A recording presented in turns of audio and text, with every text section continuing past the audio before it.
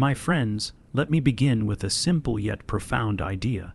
The greatest rule Carl Jung left us was this: know yourself fully, embrace your shadow, and live authentically from the depths of your being. It is not a rule of morality, nor a law imposed from the outside, but a guiding principle for the soul. For Jung, the true transformation of life comes not from external conformity, but from the courage to confront yourself. In a world that constantly tries to mold you, Jung's only rule stands as a radical invitation to become who you truly are. If you live by this, your life will no longer be driven by fear, by masks, or by the expectations of others. Instead, you will discover wholeness, meaning, and freedom. The shadow is perhaps the most mysterious and feared part of ourselves, and yet Carl Jung insisted that it is the key to becoming whole. To face the shadow you've been avoiding is not simply to admit you have flaws. It is to confront the hidden dimensions of your being, the impulses, desires, and wounds you have tried to bury. We all carry a shadow, and the more we repress it, the more it influences us unconsciously. Jung warned that what we refuse to acknowledge within ourselves will eventually control us from the depths of the unconscious. The rule here is simple but not easy. The only way to master the shadow is to face it. The shadow is born the moment we decide that certain parts of ourselves are unacceptable. As children, when our anger, sadness, or uniqueness was criticized, we learned to hide it. Over time, we pushed these aspects into the unconscious, creating a persona to present to the world, a mask of what is acceptable. But the parts of us we rejected never vanish. They remain in the dark, shaping our thoughts, dreams, and behavior in ways we do not recognize. The shadow can erupt as sudden bursts of rage, jealousy we cannot explain, or a tendency to criticize others harshly. These are not random. They are signs that what we have denied is still alive within us. Facing the shadow means turning inward with honesty. It requires asking, what do I fear about myself? What qualities in others provoke me, and could they reveal something about me? Jung often said that what irritates us most in others often points to something unresolved within ourselves.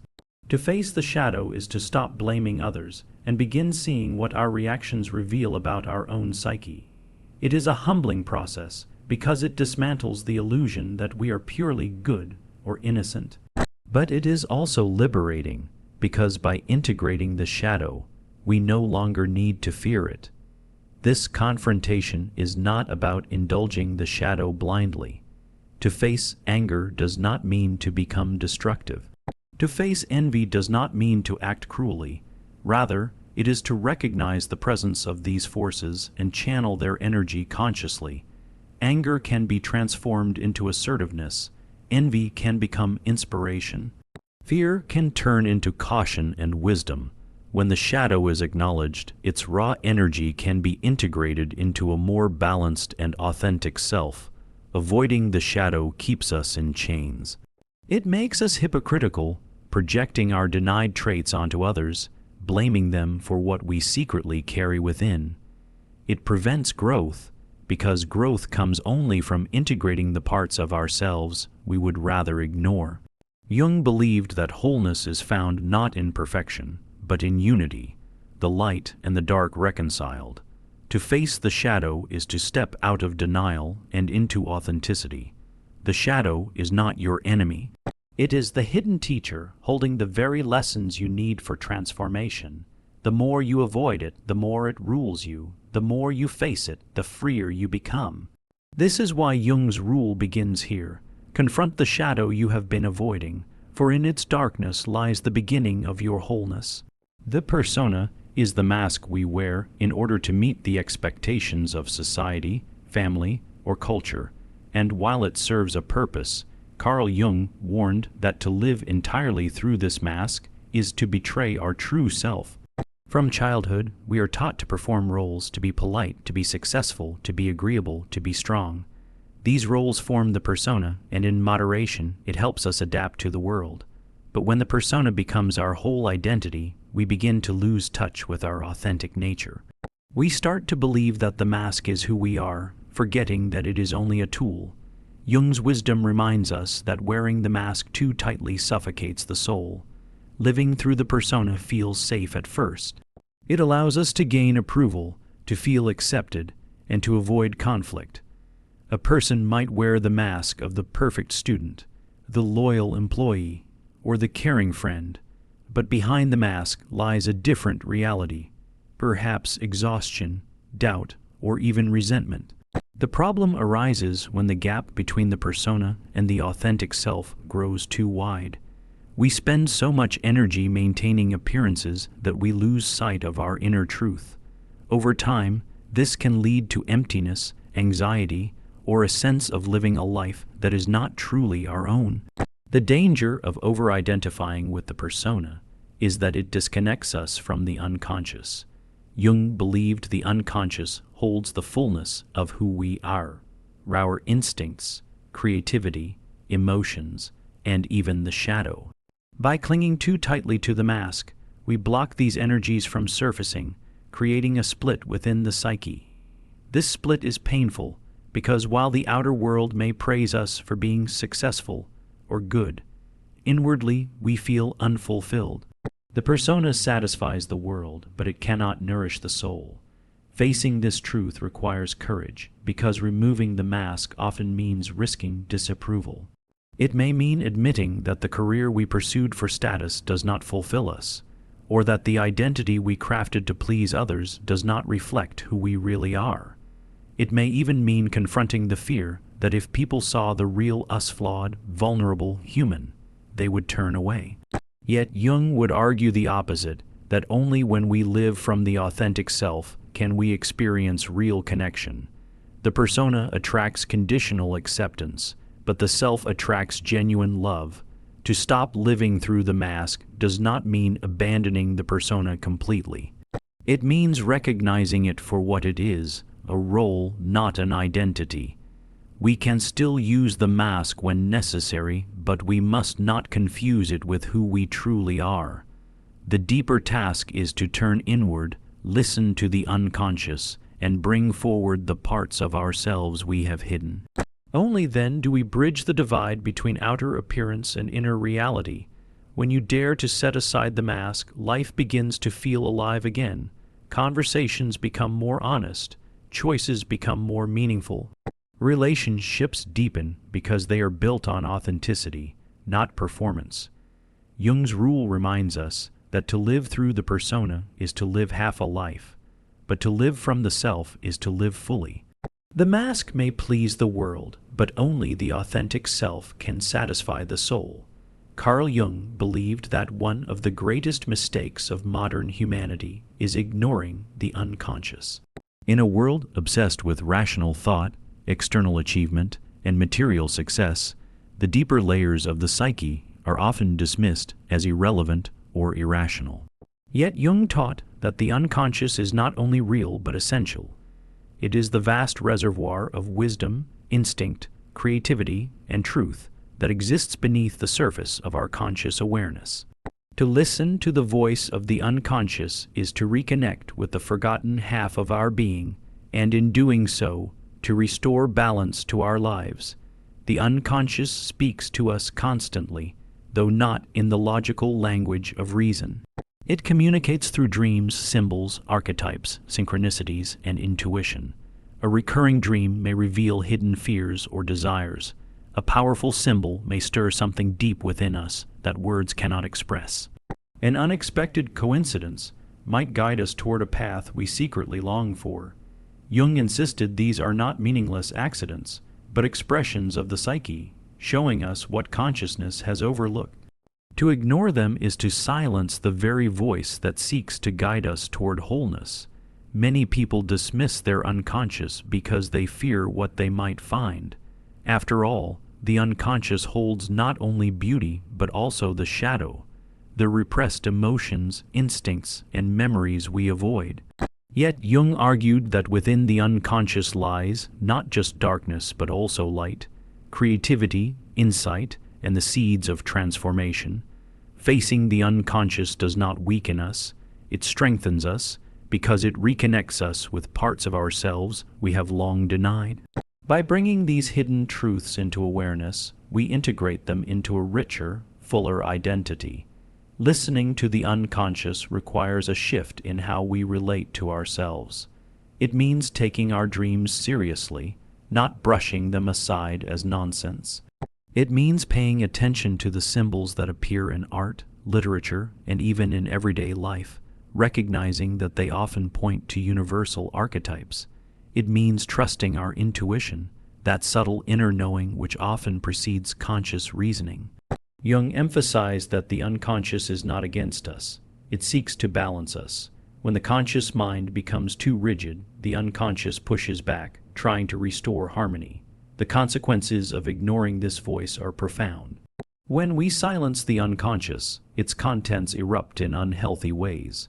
Suppressed anger may turn into depression.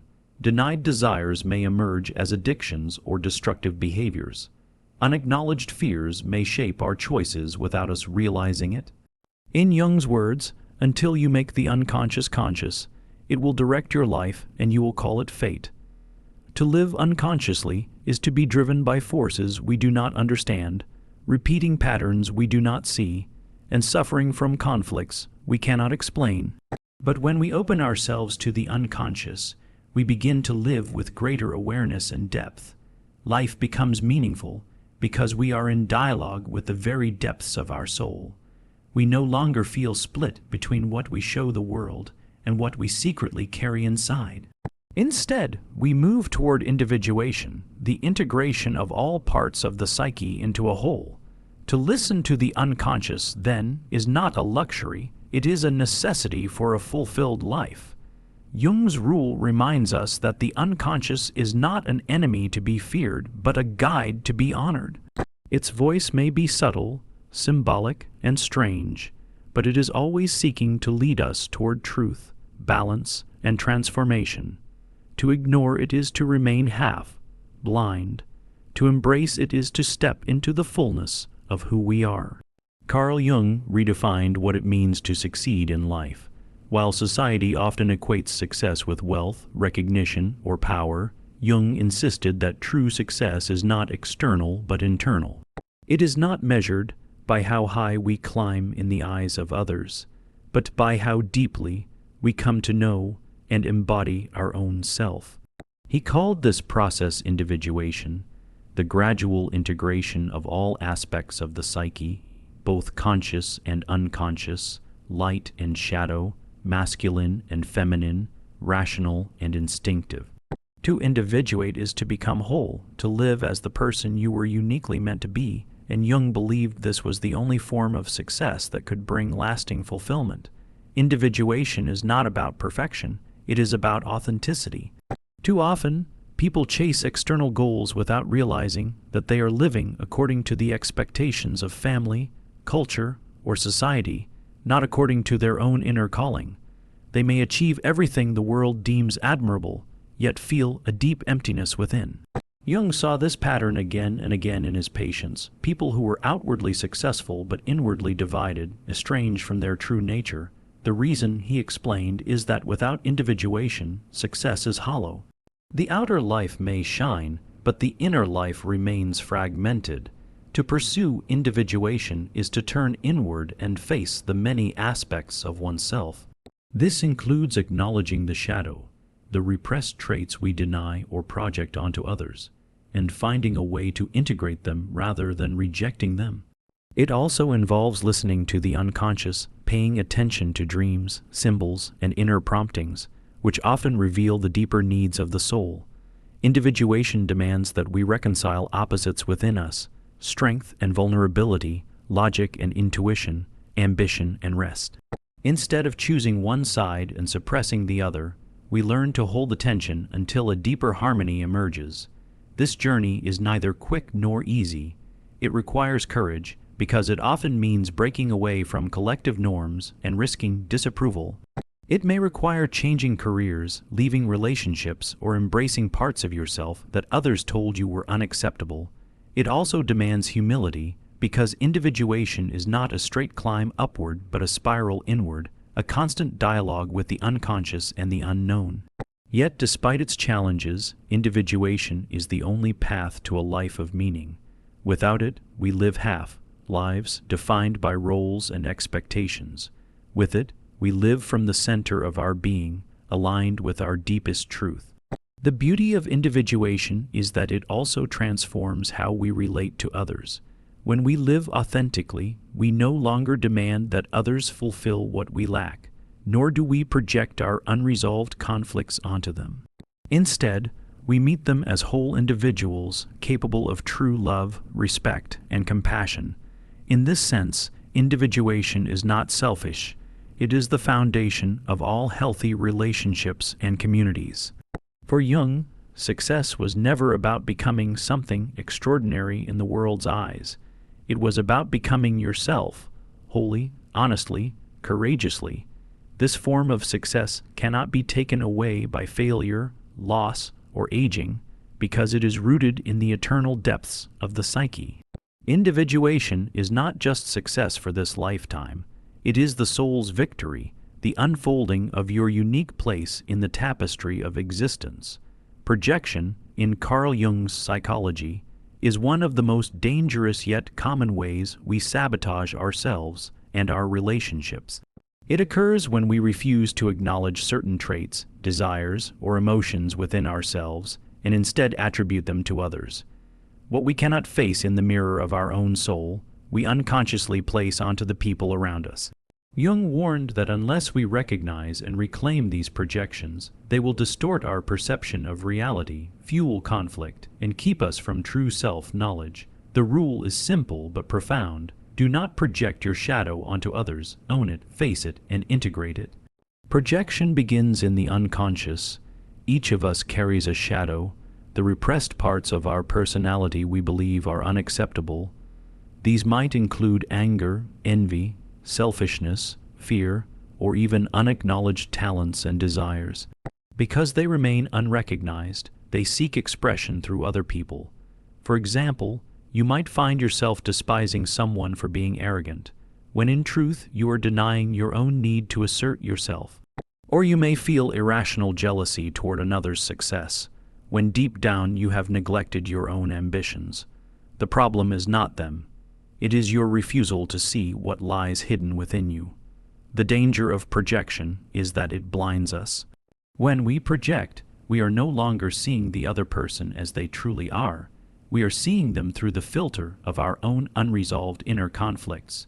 This distorts relationships because instead of relating to the real individual, we relate to a reflection of our own unconscious. Marriages collapse under the weight of projection, friendships sour, and communities fracture, all because people refuse to own the shadows they carry. Jung described projection as a blind spot of the psyche, the place where we lose sight of ourselves by becoming overly absorbed in others. To break free from projection requires radical self-awareness. It means asking yourself, why does this person provoke me so deeply? What part of me is being reflected back that I do not want to see? Jung believed that the emotions surrounding projection are the key. The more intense your reaction, the more likely you are projecting. Anger, disgust, or obsession with another person often signals that you are fighting with something within yourself. By following this trail inward, you can uncover the repressed aspect of your psyche and begin to integrate it. Integration does not mean excusing destructive behavior in others. If someone truly acts harmfully, you can and should set boundaries. But it does mean separating what belongs to them from what belongs to you. By reclaiming your projections, you take responsibility for your inner life instead of blaming the outer world. This not only frees others from carrying your shadow, but it also liberates you from the endless cycle of conflict and misunderstanding. The gift of owning your shadow is that it makes you whole. When you stop projecting, you stop scattering pieces of yourself into the world and start gathering them back into your own being. You become less judgmental, more compassionate, and more capable of authentic relationships because you are no longer blinded by illusions. Jung's insight is that the qualities we condemn in others are often the very qualities we must acknowledge within ourselves. By facing them, we transform them. To stop projecting is to begin seeing clearly, for the first time, both others and yourself. It is to replace blame with understanding, hostility with humility, and distortion with truth. Jung's rule reminds us that the world is often a mirror. What you see outside may be the shadow you refuse to see within. To reclaim, it is not only an act of courage, but the beginning of true freedom. Carl Jung believed that one of the greatest challenges and one of the greatest necessities for psychological growth is to honor your inner contradictions. Human beings are not simple, one-dimensional creatures. We are full of opposites. Within us exists both light and shadow, strength and weakness, love and fear, order and chaos. Yet many people, driven by cultural expectations or personal ideals, attempt to suppress one side in favor of the other. They want to appear strong and never weak, rational and never emotional, good and never bad. But Jung warned that to deny half of your nature is to live half a life. True wholeness comes not from erasing contradictions, but from embracing them. Contradictions are not flaws. They are the essence of being human. You may feel a deep longing for stability, and at the same time a restless urge for adventure. You may crave independence, but also ache for closeness. You may be compassionate in one moment and selfish in another. Many people feel ashamed of this complexity, thinking it makes them inconsistent or hypocritical. In truth, Jung saw these tensions as vital forces. They are the raw material of individuation, the process of becoming whole. Life's contradictions are not meant to be solved like a problem, but lived like a mystery. The danger of rejecting your contradictions is that it leads to repression. When you deny one side of yourself, it does not disappear. It retreats into the unconscious, where it gathers strength and eventually bursts out in destructive ways. For example, someone who suppresses their anger may find it erupting later as uncontrolled rage. A person who insists on being logical may find themselves overwhelmed by irrational fears. By refusing to acknowledge our contradictions, we create inner battles that drain us and distort our relationships with others. To honor contradictions, Jung urged us to hold the tension between opposites without rushing to resolve it. This is what he called the transcendent function. When two opposing truths are fully acknowledged, a higher, deeper truth can emerge. For instance, when you accept that you are both strong and vulnerable, you develop a more authentic kind of strength, one that is resilient because it is honest. When you recognize that you are both rational and emotional, you begin to think and feel with greater wisdom. The new wholeness that arises is richer than either side alone. This practice requires patience and courage. It means sitting with discomfort instead of escaping into easy answers. It means allowing yourself to be complex in a world that demands simplicity. But in that very complexity lies authenticity. Jung believed that when we accept our contradictions, we stop pretending to be what we are not. We no longer live as fragments, but as integrated beings, capable of living with nuance and depth. Honoring your contradictions also brings compassion, for yourself and for others. When you accept your own inner conflicts, you become less judgmental of the contradictions in those around you. You understand that everyone carries paradoxes, that no one is purely one thing or another. This recognition allows for deeper relationships and a more forgiving view of human nature. Jung's insight is timeless. To become whole, you must stop trying to resolve your contradictions and instead embrace them as the forces that shape you. They are not obstacles to growth. They are the very soil in which growth occurs.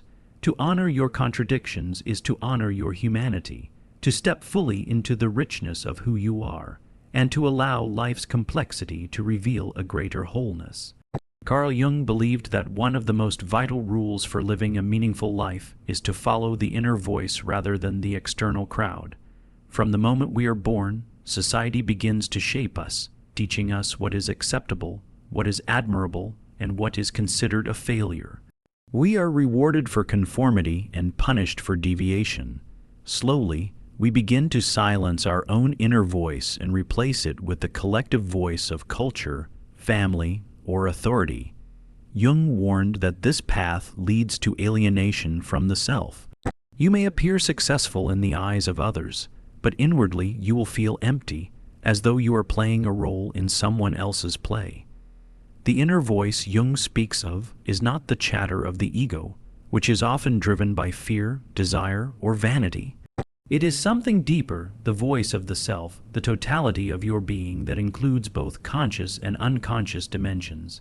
This voice may come as a quiet intuition, a recurring dream, or a subtle sense of being pulled in a certain direction. It often whispers where the crowd shouts. To hear it, you must be willing to turn away from external noise and look within. Following this voice is not easy. The crowd offers security, approval, belonging, and the comfort of predictability. To follow your inner voice may mean disappointing others, breaking traditions, or stepping into uncertainty. It may mean pursuing a vocation that society devalues, leaving a relationship that everyone else praises, or embracing a part of yourself that others would rather you hide. Yet Jung argued that the cost of ignoring this voice is far greater. When you betray the self, you betray the very essence of your being, and no amount of external approval can compensate for that loss. The journey of individuation, becoming your true self, requires courage precisely because it demands that you walk a path no one else can define for you. Jung often said that the crowd's morality, ideals, and standards cannot replace your own inner truth. What is right for the collective may not be right for the individual soul. He saw this conflict play out in countless lives. People who were celebrated outwardly yet tormented inwardly because they were not living in alignment with their inner voice. To follow your inner voice does not mean rejecting the world or isolating yourself. Rather, it means bringing your authentic self into the world, contributing in a way that reflects your true nature rather than what the collective dictates. It is the difference between acting out of conformity and acting out of authenticity. The crowd seeks to make everyone the same, but the self seeks to make you uniquely yourself.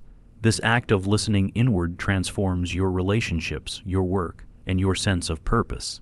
You begin to live not for appearances but for meaning, and meaning, Jung insisted, is the one thing the soul cannot live without. To follow your inner voice is to align your outer life with your inner truth, and in that alignment lies wholeness, freedom, and peace. The crowd will always be loud, but the self will always be present. Jung's timeless advice is this: dare to listen, dare to follow, for in the end, the only life worth living is the one that belongs to you.